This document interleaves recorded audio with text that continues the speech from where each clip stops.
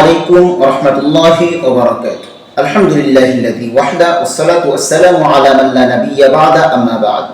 মুহতারাম সামিঈন, আমাদের সমাজের মধ্যে এমন অনেক জায়গা আছে যে জায়গাগুলোর মধ্যে মৃত ব্যক্তির জানাজার নামাজ পড়ার পরে দাফন করার পূর্বে হাত তুলে আলাদাভাবে মৃত ব্যক্তির জন্য দোয়া করা হয়, অথচ জানাজার নামাজ পড়ার পরে দাফনের পূর্বে দোয়া করার পদ্ধতি রাসূল সাল্লাল্লাহু আলাইহি ওয়াসাল্লামের জামানায় ছিল না, সাহাবায়ে কেরামের জামানায় ছিল না, তাবিঈন, তাবে তাবিঈন, আইম্মায়ে মুজতাহিদিন, সালফে সালিহিনের জামানায় ছিল না।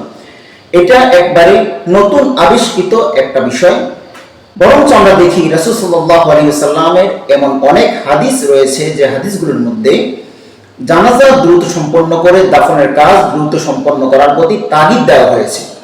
যেমন নাকি সুনান ইবনে মাজার মধ্যে এক হাদিস আসছে, রাসূল সাল্লাল্লাহু আলাইহি ওয়াসাল্লাম বলেন, তোমাদের নিকট লাশ উপস্থিত হলে তোমরা জানাজা পড়তে বিলম্ব করো না। অনুরূপভাবে সহিহ বুখারীর মধ্যে একটি হাদিস আসছে, রাসূল সাল্লাল্লাহু আলাইহি ওয়াসাল্লাম বলেন, তোমরা জানাজাকে দ্রুত নিয়ে যাও, কেননা যদি কোনো মৃত ব্যক্তি নেককার হয় তাহলে তোমরা তাকে তার শুভ পরিণতির দিকে নিয়ে যাচ্ছ, আর যদি কোনো সে বদকার হয় তাহলে তোমরা এই আপদকে তোমাদের ঘাট থেকে নামিয়ে দিচ্ছ। অতএব এই সমস্ত হাদিস দ্বারা বোঝা যায় রাসূল সাল্লাল্লাহু আলাইহি ওয়াসাল্লাম জানাজার নামাজ দ্রুত সম্পন্ন করে দাফনের কাজ দ্রুত সম্পন্ন করার প্রতি তাগিদ দিয়েছেন। অথচ আমাদের সমাজের মধ্যে কিছু ভাই আছেন, যে সমস্ত ভাইয়েরা জানাজার নামাজ পড়ার পরে দাফনের পূর্বে আলাদাভাবে দোয়া করার মাধ্যমে দাফনের কাজকে বিলম্ব করছে। আমাদের ভাইয়েরা তাদের এই কাজের পক্ষে দলিল দিয়ে থাকেন সুনানে আবু দাউদ এবং সুনান ইবনে মাজার হাদিসের মাধ্যমে, যে হাদিসের মধ্যে হযরত আবু হুরায়রা রাদিয়াল্লাহু তাআলা আনহু বলেন, রাসূল সাল্লাল্লাহু আলাইহি ওয়াসাল্লাম বলেছেন, ইযা সাল্লাইতুম আলাল মাইয়িত ফাখলিসু লাহু দুআ। আমাদের ভাইয়েরা এই হাদিসের অর্থ করেন, যখন তোমরা মৃত ব্যক্তির জানাজার নামাজ পড়ে নিয়েছো, তারপর তোমরা মৃত ব্যক্তির জন্য একনিষ্ঠতার সাথে ইখলাসের সাথে তার জন্য দোয়া করো। অথচ শারিহগণ এই হাদিসকে জানাজার নামাজের মধ্যে তৃতীয় তাকবীরের পরে যে দোয়া আছে ওই হাদিস ওই দোয়ার সাথে সম্পৃক্ত করেছেন। শারিহগণ বলেন, মুহাদ্দিসিনে কেরাম বলেন, এখানে এই হাদিসের মধ্যে জানাজার মধ্যে যে দোয়া আছে নামাজের মধ্যে, ওই জানাজার নামাজের মধ্যে দোয়া যে ওইটা উদ্দেশ্য। যেমন নাকি আমরা দেখতে পাই আল্লামা মাজহারি রাহমাতুল্লাহি আলাইহি আল মাফাতিহ ফি শারহিল মাসাবিহ 2 নম্বর খণ্ড 442 443 নম্বর পৃষ্ঠার মধ্যে বলেন, হাদিসের মধ্যে একটা অংশ আছে, ফাখলিসু লাহু দুআ, তোমরা তার জন্য একনিষ্ঠতার সাথে দোয়া করো। ওই অংশটা উল্লেখ করার পরে আল্লামা মাজহারি রাহমাতুল্লাহি আলাইহি বলেন, কদ কুল্লা আদ-দুআউ লিল মাইয়িতি বা'দা তাকবীরাতি সালিসাতি ফরদুন ইনদা শাফিঈয়্যি ওয়া সুন্নাতুন ইনদা আবি হানিফা রাহিমাহুল্লাহ। জানাজার নামাজের মধ্যে মৃত ব্যক্তির জন্য তৃতীয় তাকবীরের পরে দোয়া করা ইমাম শাফিঈ রাহমাতুল্লাহি আলাইহির নিকট ফরজ, আর ইমাম আবু হানিফা রাহমাতুল্লাহি আলাইহির নিকট সুন্নাত। এখানে এই হাদিসে ফাখলিসু লাহু দুআয়ের ব্যাখ্যায় ইমাম আল্লামা মাজহারি রাহমাতুল্লাহি আলাইহি এখানে জানাজার তৃতীয় তাকবীরের পরে যে দোয়া আছে ওইটাকে উদ্দেশ্য নিয়েছেন। অনুরূপভাবে আল্লামা মুনাবি রাহমাতুল্লাহি আলাইহি ফায়জুল কাদির 1 নম্বর খণ্ড 505 নম্বর পৃষ্ঠার মধ্যে বলেন, ফাখলিসু লাহু দুআ আই উদউ লাহু বিইখলাসিন ওয়া হুজুরি কলবিন, তোমরা তার জন্য মৃত ব্যক্তির জন্য ইখলাসের সাথে এবং অন্তরকে হাজির রেখে একনিষ্ঠতার সাথে তোমরা মৃত ব্যক্তির জন্য দোয়া করো। কেন? লিআন্নাল মাকসুদা বিহাদিহি সালাহ ইন্নামা হুয়া ইস্তিগফার ওয়া শাফাআতু লিল মাইয়িত, কেননা জানাজার নামাজের মাধ্যমে উদ্দেশ্য হলো মৃত ব্যক্তির জন্য ক্ষমা প্রার্থনা করা এবং মৃত ব্যক্তির জন্য সুপারিশ করা। ওয়া ইন্নামা ইউরজা কুবুলুহা ইনদা তাওয়াফফুরিল ইখলাসি ওয়াল ইবতিহাল, আর সুপারিশ এবং ইস্তিগফার ক্ষমা প্রার্থনা কবুল হবে এটা তখনই আশা করা যাবে যখন নাকি ইখলাস এবং বিনয় পরিপূর্ণভাবে পাওয়া যাবে।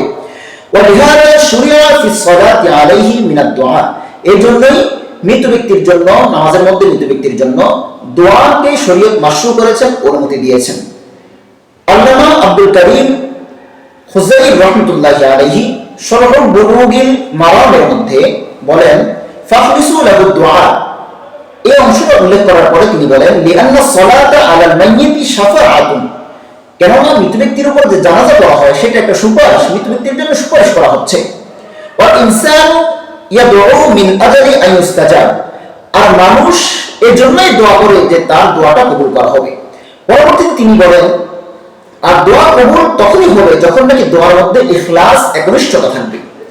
এখানে শাইখ আব্দুল করিম খুজাইমি তিনি ফাখরুসুল দোয়া এই হাদিসের অংশ আনার পরে কিন্তু বলেছেন নামাজের মধ্যে দোয়া করার কথা, একনিষ্ঠতার সাথে নামাজের মধ্যে দোয়া করার কথা।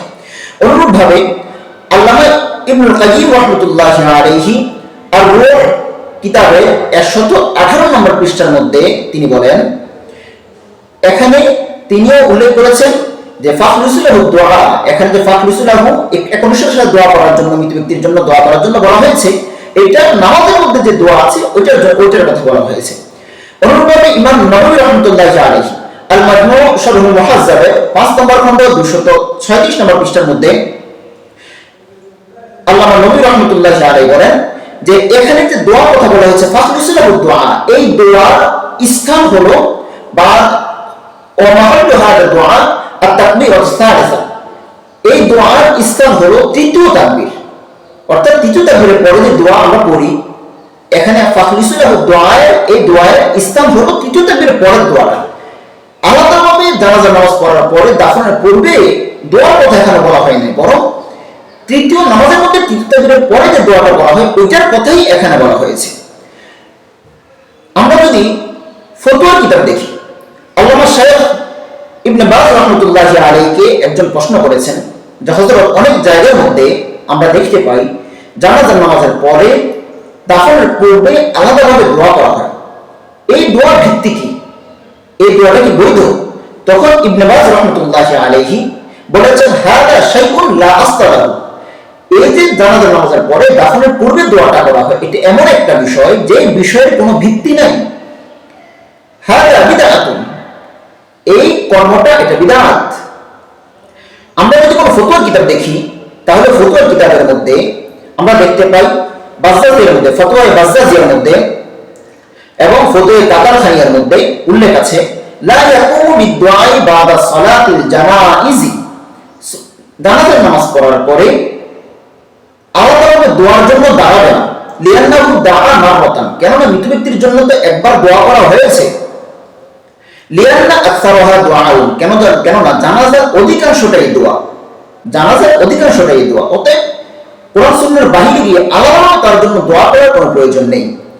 মোল্লা আলী কারি রাহমাতুল্লাহি আলাইহি এই হাদিসটি উল্লেখ করার পরে মিরকাতুল মাফাতিহের মধ্যে 4 নম্বর খণ্ড 149 নম্বর পৃষ্ঠার মধ্যে তিনি বলেন ওয়ালা ইয়াদউ লিল মাইয়িতি বাদা সালাতিল জানাজাতি, তিনি বলেন যে জানাজা নামাজ পড়ার পরে মৃত ব্যক্তির জন্য দোয়া করবে না আলাদাভাবে, লিআন্নাহু ইউশবিহু জিয়াদাতা ফি সালাতিল জানাজাতি, কেননা আলাদাভাবে মৃত ব্যক্তির জানাজা নামাজ পড়ার পরে দাফনের পূর্বে দোয়া করাটা এটা জানাজার নামাজের মধ্যে অতিরিক্ত সংযোজন করার শামিল। অনুরূপভাবে খুলাসাতুল ফতোয়ার মধ্যে উল্লেখ রয়েছে লা ইয়াকুমু বিদুআই বাদা সালাতিল জানাজাতি, জানাজার নামাজের পরে আলাদাভাবে দোয়া করার জন্য দাঁড়াবে না। এবং জামিউর রুমুজের মধ্যে অনুরূপভাবে ফতোয়া সিরাজিয়ার মধ্যে আত-তাজনিজ আল মাজিদের মধ্যে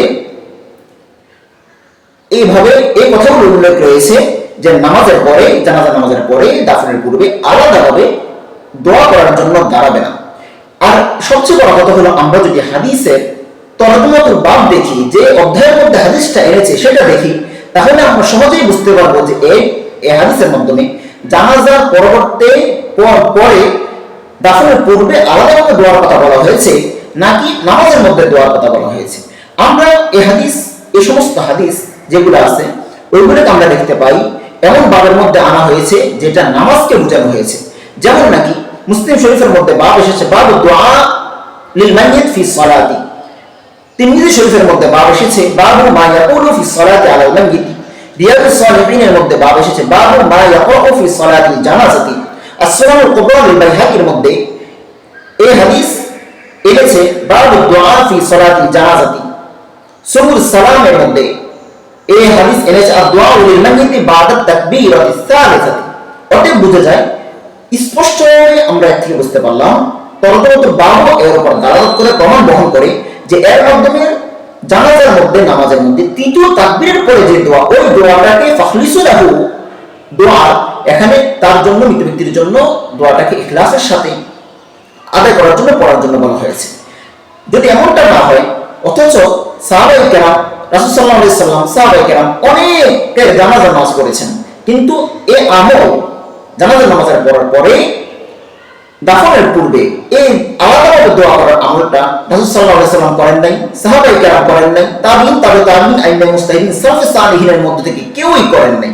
কিন্তু আমাদের প্রতি আবেগে ভাইয়েরা নিজের বুঝের কমতির কারণে জানাজা নামাজের পড়ার পরে দাফনের পূর্বে আলাদাভাবে দোয়া করে থাকেন। মুহাদ্দিসের মধ্যে আছে ইন্নাদ দুআ বা'দা সালাতিল জানাজাতি মাকরুহ, জানাজার নামাজের পরে আলাদাভাবে দোয়া করা সেটা মাকরুহ।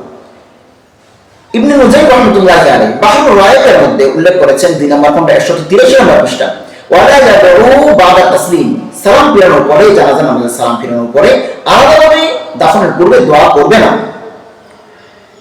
অতএব আমরা এই সমস্ত আরো অনেক দলিল পাওয়া যাবে, কিন্তু সংক্ষিপ্ত মধ্যে আমরা এই কয়েকটি দলিল দিলাম। হাদিসের শরাহ থেকে শারহিনরা কি তার ব্যাখ্যা করেছেন, এই হাদিস কোথায় প্রয়োগ করেছেন, এবং আমাদের হানাফি মাযহাবের ফিকহ এর কিতাবগুলোর মধ্যে জানাজা নামাজ পড়ার পরে আলাদাভাবে দোয়া করার কথা বলা হয়েছে কিনা সেটাও আমরা দেখলাম, এবং ইবনে বাজ রাহমাতুল্লাহি আলাইহি ফতোয়া কি সেটাও আমরা দেখলাম। অতএব আমরা সব বিষয়কে সামনে রেখে আমরা বুঝতে পারি, আমরা দেখতে পারি যে জানাজার নামাজ পড়ার পরে দাফনের পূর্বে আলাদাভাবে দোয়া করার কথা কোনো জরুরি ছিল না, বরং আমাদের অতি আবেগী ভাইয়েরা কম বুঝের কারণে, নিজের বুঝের কমতির কারণে আলাদাভাবে জানাজার নামাজ পড়ার পরে দাফনের পূর্বে আলাদাভাবে দোয়া করে থাকি, এবং আমাদের সরল মুসলমান ভাইদেরকে আমরা আবেগ দেখিয়ে তাদেরকে ধোঁকা দিয়ে থাকি, অথচ এটা পরিপূর্ণ বিদআত। ফতোয়া দারুল দেওবন্দের মধ্যে বাংলাদেশ টাউনের ফতোয়ার মধ্যে আমরা অনুরূপভাবে দেখতে পাই, এবং কি আহলে সুন্নাত ওয়াল জামাতের সবাই এই ব্যাপারে ঐক্যমত যে জানাজার নামাজ পড়ার পরে দাফনের পূর্বে অতিরিক্ত কোনো দোয়া নেই। এজন্য আমাদেরকে এই সমস্ত অতিরঞ্জিত কাজ থেকে, আবেগময় কাজ থেকে, বেদাতি কাজ থেকে আমাদেরকে বিরত থাকতে হবে এবং সুন্নাত মোতাবেক চলতে হবে। আল্লাহ রাব্বুল আলামিন আমাদেরকে বেদাত বর্জন করে সুন্নাত মোতাবেক জীবন যাপন করার, সুন্নাতকে আঁকড়ে ধরার তৌফিক দান করুন। ওয়া আখির দাওয়ানা আলহামদুলিল্লাহি রাব্বিল আলামিন।